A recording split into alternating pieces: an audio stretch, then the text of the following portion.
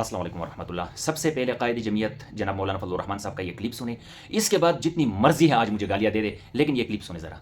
Extension का अमल अगर फौज के अंदर है तब भी गलत है, अगर अदलिया के अंदर है तब भी गलत है, अगर सिविल ब्यूरोक्रेसी के अंदर है तब भी गलत है। इस हवाले से हमारी पोजीशन बिल्कुल वाज़ेह है, हम अपोजिशन हैं, इस पर अपोजिशन का किरदार अदा करेंगे और कभी हम इस मुल्क के अंदर एक गलत रिवायत की बुनियाद नहीं डालने देंगे। सुन लिया मौलाना का ये क्लिप, तसल्ली हो गई आपको। मैं एक महीने से गला फाड़ फाड़ कर आप लोगों को बोल रहा हूं कि मौलाना न चीफ जस्टिस की एक्सटेंशन में साथ देने वाले हैं, न चीफ ऑफ आर्मी स्टाफ के एक्सटेंशन में साथ देने वाले हैं। जो मुझे रेगुलर सुनते हैं उनको पता है, मैं बारहा आपको कह चुका हूं कि मौलाना हुकूमत का साथ नहीं देने वाले। लेकिन जो मुखालिफिन हैं कोई कहते हैं मौलाना बिक गया, मौलाना झुक गया, मौलाना दोस्ती पाल रहा है, मौलाना मुल्क का ये है, मुल्क का वो है। ओ भाई, किस हाथी के कान में आप लोग सोए हुए हैं? अगर मौलाना इन एक्सटेंशंस में साथ देगा या इस दांतली ज़दा हुकूमत का साथ देगा, फिर मौलाना कहां से मुहब्ब वतन हो जाएगा? भाई, जहां पर इलेक्शन ही 2 नंबर तरीके से हुए हैं, वज़ीर आज़म ही 2 नंबर है, पूरा पार्लियामेंट में जितने बैठे हुए मेंबरान है, 47 वालों की बात कर रहा हूं, वो सारे 2 नंबर है और मौलाना उनका साथ देगा, तो फिर मौलाना कहां से मुहब्ब वतन हो जाएगा? अजीब सी बात करते हो मेरी जान।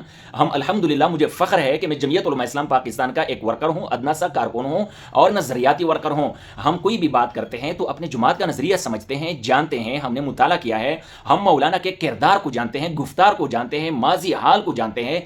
एवी नहीं आप लोगों के सामने बक बक करते हैं हम, लेकिन खामखा गालियां देते हैं, अपने भी देते हैं, पराए भी देते हैं कि भाई तुम अपने से बोल रहे हो और पार्टी से आगे जा रहे हो, फलां है डिमका है। भाई नहीं सुनते तो तुम नहीं सुनते, हम तो सुनते हैं, रोज रोज कायद को भी सुनते हैं।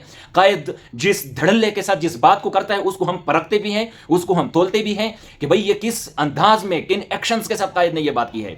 हाफिज हमदुल्ला साहब जो बात करते हैं उसको भी हम सुनते हैं। फिर जो हमारा पार्टी का तर्जुमान है, नाम मैं भूल गया, वो तहरीरें जो अक्सर लिखता है, उनका हर तहरीर हम पढ़ते हैं कि भाई हमारी पार्टी कहां खड़ी है। मौलाना का ये बयान आपने सुनकर यकीनन आपको तसल्ली हुई होगी, ठीक है। और एक दूसरी बात भी हम बड़ी धड़ल्ले के साथ कहते रहते हैं कि भाई मौलाना नवाज शरीफ का साथ नहीं देने वाला जब तक नवाज शरीफ अलल ऐलान पाकिस्तान में बैठकर, देखो ये बात मेरी नोट करें, पाकिस्तान में बैठकर नवाज शरीफ अपने गुनाहों से तौबा तायब ना हो जाए, अपने धोखे से, अपने फ्रॉड से जो मौलाना के साथ किया है, जो मौलाना को डसा है, उससे तौबा तायब ना हो जाए, तब तक मौलाना नवाज शरीफ को भी जोते की नोक पर रख के उड़ाएगा। मजाक समझा है मौलाना को? मौलाना उसूल की सियासत करता है, सबूत की सियासत करता है, दलील की सियासत करता है, बवकार सियासत करता है। इन लुंडे लपाड़ों की तरह नहीं कि कभी मेजर के आगे झुक जाएं, कभी कर्नल के आगे झुक जाएं, एस्टेब्लिशमेंट की जूते पालिश करते रहते हैं रोजाना। भाई मौलाना किरदार वाला बंदा है, मौलाना एक तारीख रखता है, जमीयत उलमा इस्लाम एक तारीख रखती है।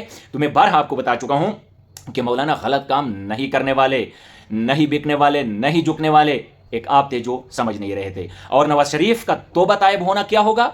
नवाज शरीफ जो एक जुमला बोलता है कि मुझे क्यों निकाला, मुझे किसने निकाला, ये जब पाकिस्तान की धरती पर खड़ा होकर हमें बताएगा ना कि मुझे किसने निकाला और क्यों निकाला, और अपने मिनिस्टर्स को जब ये ऑर्डर देगा, हुकूमत तो इनकी है ना, अपने प्राइम मिनिस्टर को, जो भाई है इनके छोटे, उनको ऑर्डर देगा कि भाई गिरफ्तार कर लो फौरन इनको, ठीक है, तब ये अपने गुनाहों से तौबा तायब हो जाएगा। जिस तरह मौलाना ललकार रहा है पाकिस्तान की धरती पर खड़े होकर, इंग्लैंड नहीं भागता मौलाना ने, तो पता नहीं इंग्लैंड अपनी आंखों से देखा भी है या नहीं, वहां पर तो हम रेंट का कमरा भी नहीं ले सकते नवाज शरीफ की तरह या दूसरे तीसरों की तरह। जायदादें तो छोड़े जो इन लोगों ने बनाई है, हमारी तो उधर जगह ही नहीं है, उधर तो हमें कोई छोड़ ही नहीं रहा।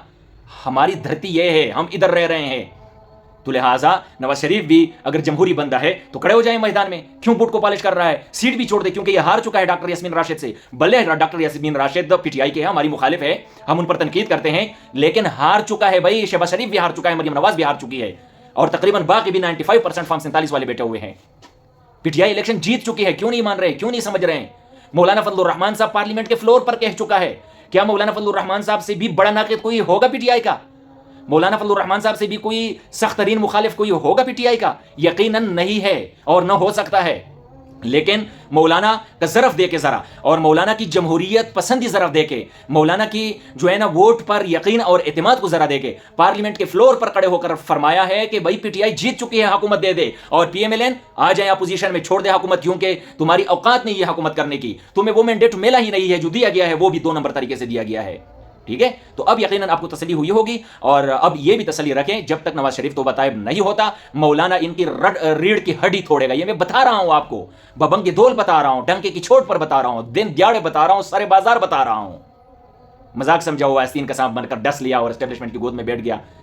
हमारे 4 पौने 4 साल ज़ाया किए, एवं हम ख्वार होते रहे कि भाई एस्टेब्लिशमेंट सियासी मुदाखलत ना करें और जमहूरियत को तक़वियत दो और पार्लियामेंट की बलादस्ती और फलां और डिमका। ये अब हम मजाक कर रहे थे, सारा टोपी ड्रामा था। तो ये टोपी ड्रामा नवाज शरीफ ने रचाया है।